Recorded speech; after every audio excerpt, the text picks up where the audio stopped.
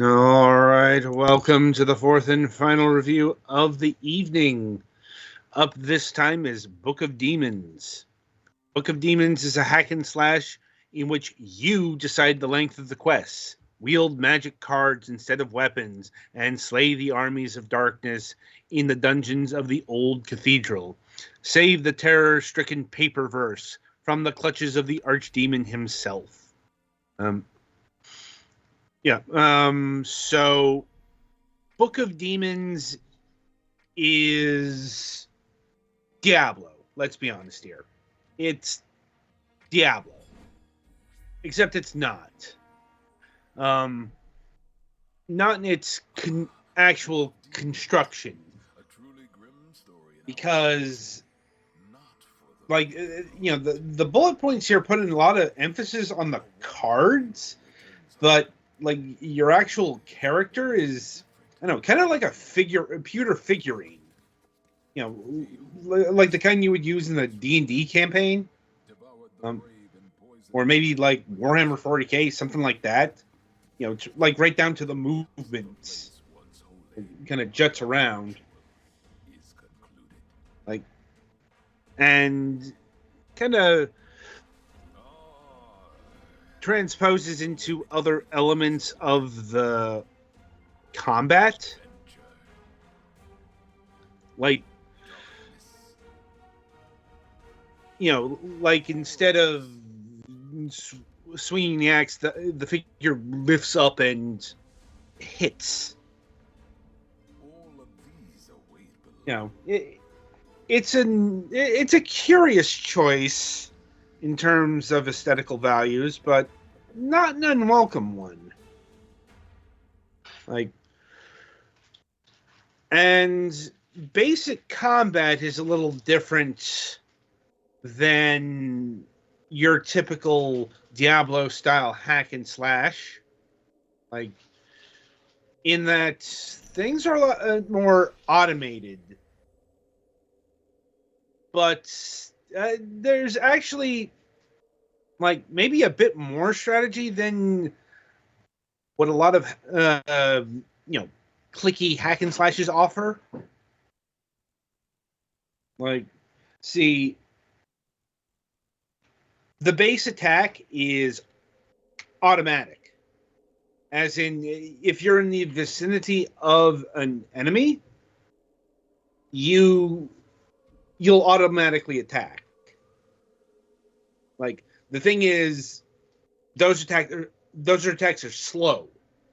In order to attack with any actual speed, you actually have to, trying to remember, is if you have to just click on them or click and hold. And then you'll whack them a lot faster. Not harder, but faster. Is that really you? I'm so happy to see you after all this time. And it seems like it's been ages since you left our town. As the bullet points noted, this game isn't it's not a card game. It's another deck builder. The town is disturbed by demonic. Yeah, can you tell this is a trend on the indie circuit? I'm mostly noticing the paper-crafted look, or paper or woodcraft, which is kind of neat. Yeah. It's just the actual movements of the characters come across more as the something a bit heavier. Yeah. It's it doesn't look like papercraft moving. It looks like how you would move a figurine. Of, once again, pewter or ceramic, metal, something like that. Because of the weight. But I'm talking about in the dungeon. Up here, more, and where Petty is, you can see we have the standard Diablo style town.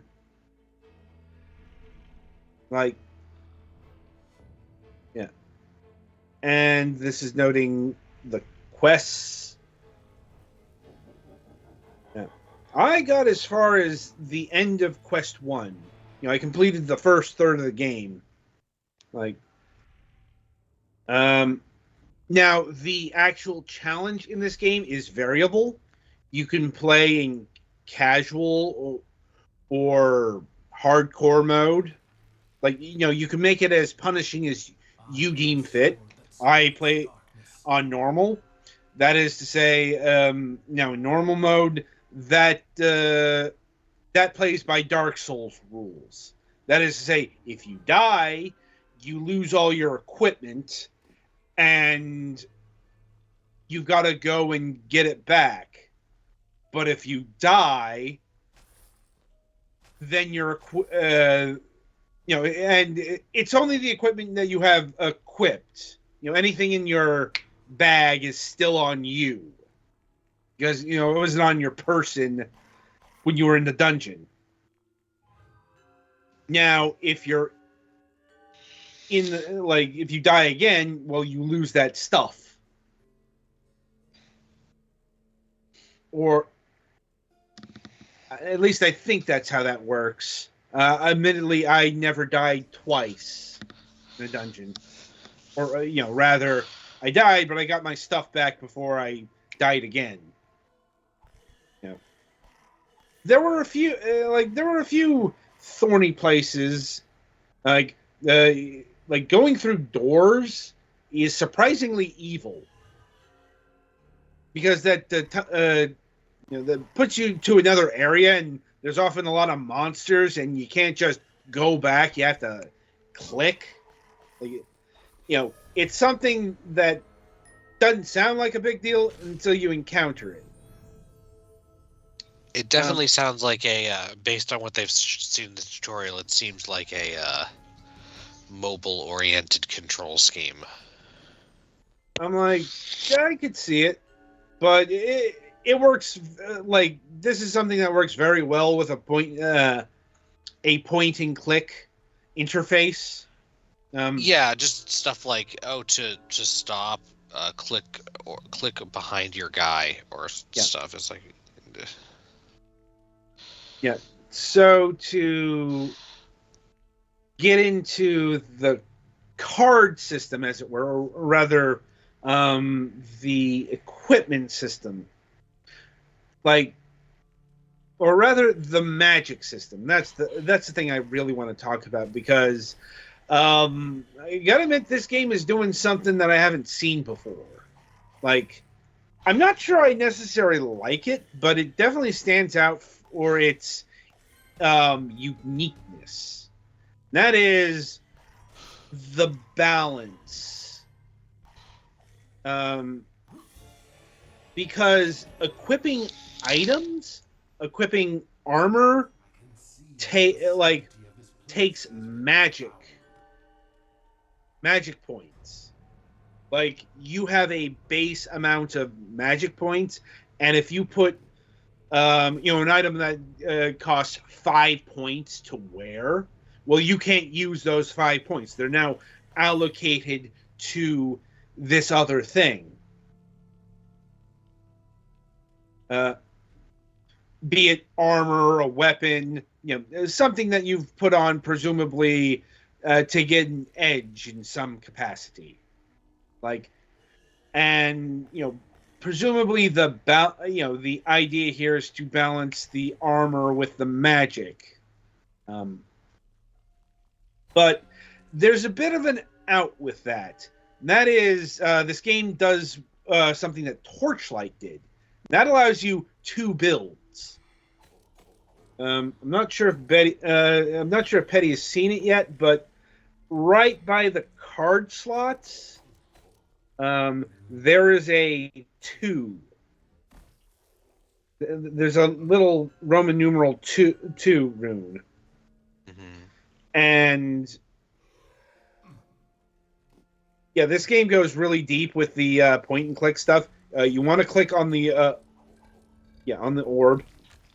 But anyway, you click on that 2, and it won't show anything right now because you don't have anything equipped. But when you actually have stuff equipped, you can hit the 2 button and then switch to a blank slate. Torchlight did this. And what you can do here is you can have 2 different builds. This is what I did, because I ended up having my healing build, which had, strong weapons, strong defensive items, no magic because all the magic points were equipped on the equipment. But instead, I had my potions and remedies set to here. And my other build, I switched to magic, compounded by the fact that I had an item that regenerated MP.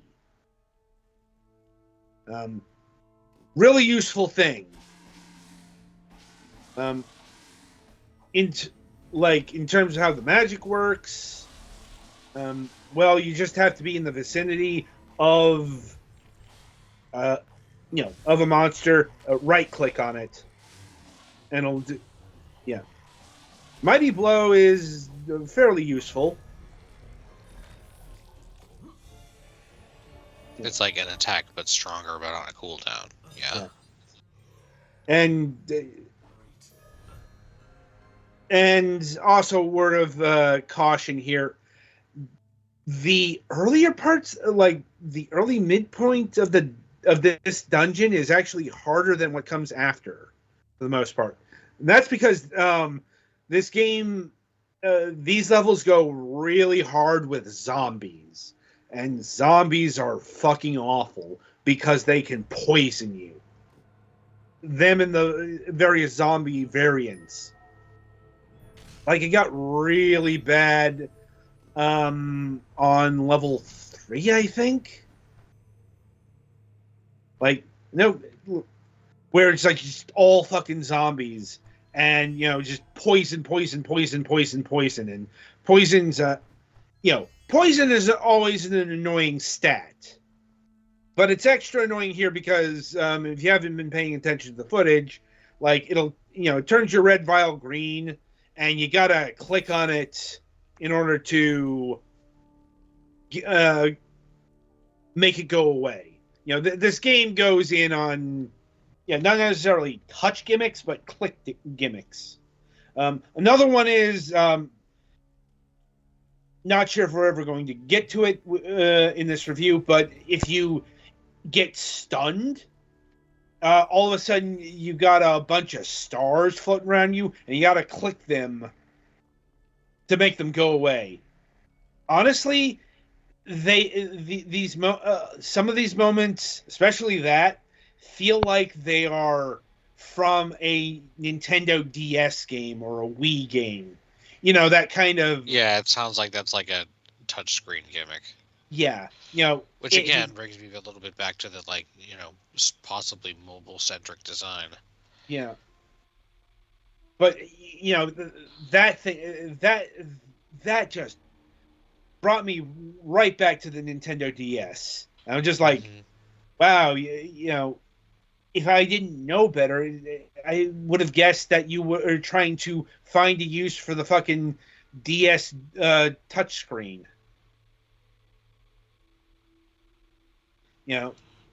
It's not awful or anything. It's just unconventional. And as I said, this game does come across a bit gimmicky, but not necessarily a bad way. Other things like movement here, with the footsteps, it marks your progress in a dungeon with the gold indicating that you have cleared. Like, also, you do get a lot of refill stations, at least in the part 1 dungeons. Yeah, Petty, you have found everything. You've got up at the top with the check marks. That indicates you've completed everything. So, Let's see. There are also like mystery cards which you have to get identified in town. There are rune cards which will upgrade various items and artifacts. Yeah, there's this weird leveling system that allows you to change your avatars.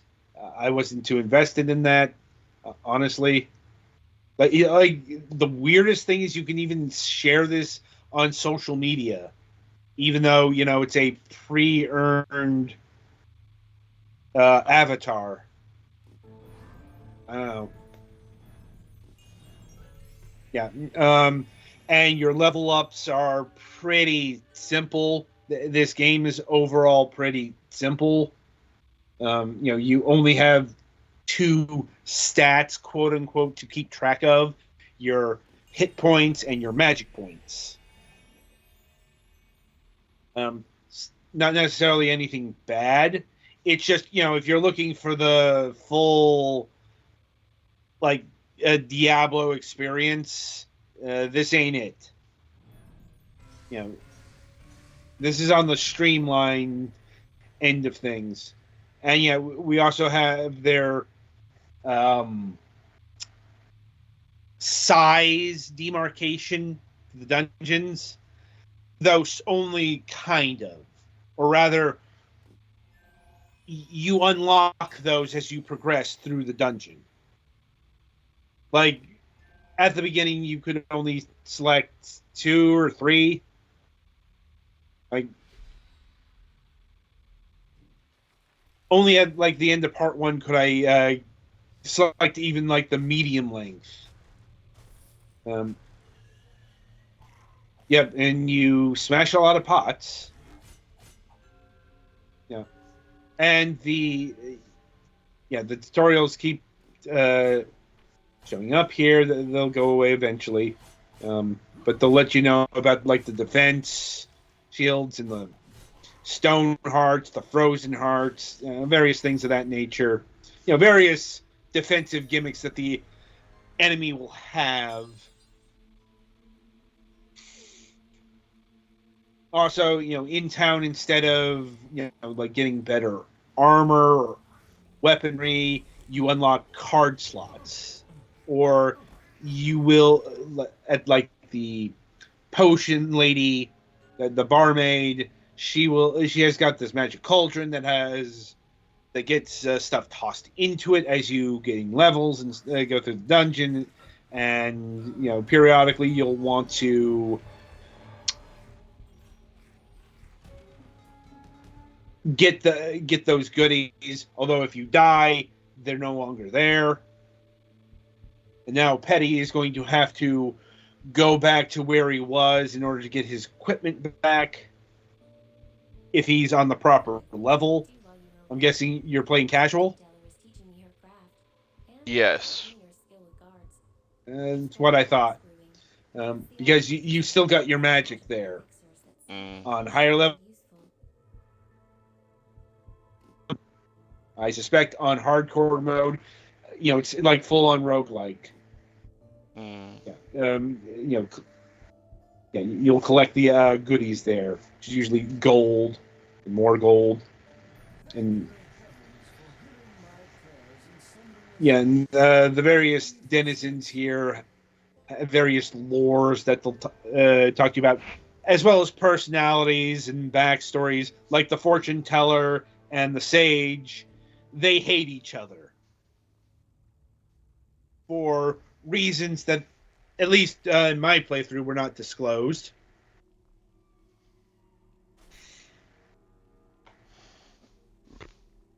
So, and that's how it all maps out. Now, how it all comes together? Fairly good for the most part. I won't deny that there's some awkwardness, especially like in the build switching. Like, that never felt especially smooth, but minor complaints. The button for it is pretty small. Yeah. Yeah, that could have been bigger. Because, you know, in my particular build, and play session, there were times where, I want to have healing at the ready. Other times I want to have magic at the ready. And switching between the two of them in a panic is not the easiest thing in the world.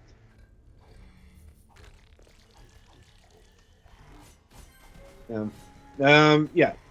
The graphical style here, fairly simple, at least on the, at least in terms of its presentation. Like, these are some basic ass dungeons, but you'd expect that. Like I said, the papercraft I actually don't think comes across all that well. Like, it really is tied down to the movement I was talking about at the beginning here. Because the actual, your player and all the enemies, they move more like figures than something made out of, like, paper dolls. Oh, right. I mean, papercraft things do kind of not articulate, so they would kind of bounce along, but I know what you mean. They seem like they have more weight than you'd expect. Yeah. Oh, right. Also, when you start the game, you can only play as a warrior. As you get down in levels, fairly quickly you will be able to unlock the rogue and the wizard. Admittedly, I had not had the time to play with those. The rogue is your archer, and the wizard, spellcaster. And I presume they play to type. Music is moody and atmospheric, but not too memorable. And yeah, all in all, it's definitely not a replacement for any sort of Diablo or Torchlight game or anything of that. But I don't think it's set out to be.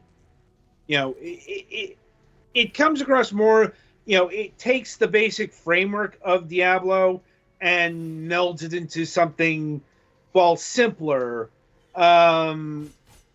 something definitely its own flavor of being.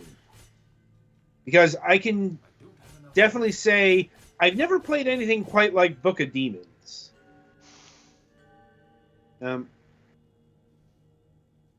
Petty, is there anything you wish to mention since you've been playing the game? Not that I can think of. I mean, have you been enjoying it? Kind of. Though I am also kind of like running on fumes, so. Fair enough. Well, no, not too much longer. We're at wrap up here. Anyway, so in terms of pricing, the game clocks in at $24.99. And let's see, there's the in terms of DLC, there's the collector's content, which is soundtrack, art book, that kind of thing, $9.99. See, I mean, there's the Return to Games supporter pack, but that includes a game that has yet to be released. So can't really count that, and that's also like $89.99. There's also the Dungeons and Streamers free DLC, which that's Twitch integration. Though clearly we don't need it.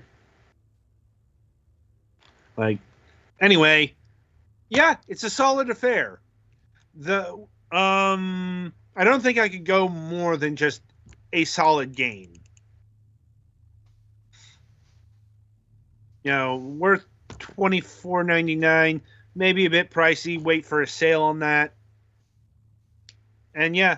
I guess aren't there other games like Isn't Diablo 3 still free to play? Diablo 3 was never free to play. I thought it was. Nope. Huh. Honestly, if you're going in expecting Diablo from this, you're going to be disappointed. It's not fair. Diablo. Diablo lets you move in more directions than along the path or backwards along the path. Yeah. I'm like, fair. Or at least the path is wider. Yeah. I'm like I said, this is not Diablo. It's got a lot of parallels. It's grabbing a lot of elements from Diablo, but it is very much not Diablo. Fair. And I do know that they're like, Diablo 4 is coming to Game Pass, so for people who use that service, yeah, that is something to consider when choosing if you want to pick up this game or not. Yeah. Anyway, so I think that'll about do it for not just this review, but this review session. So coming up on the week ahead, on Wednesday, February 28th, we will be having Richard Rowland of Hextech Studios. They're the developers of a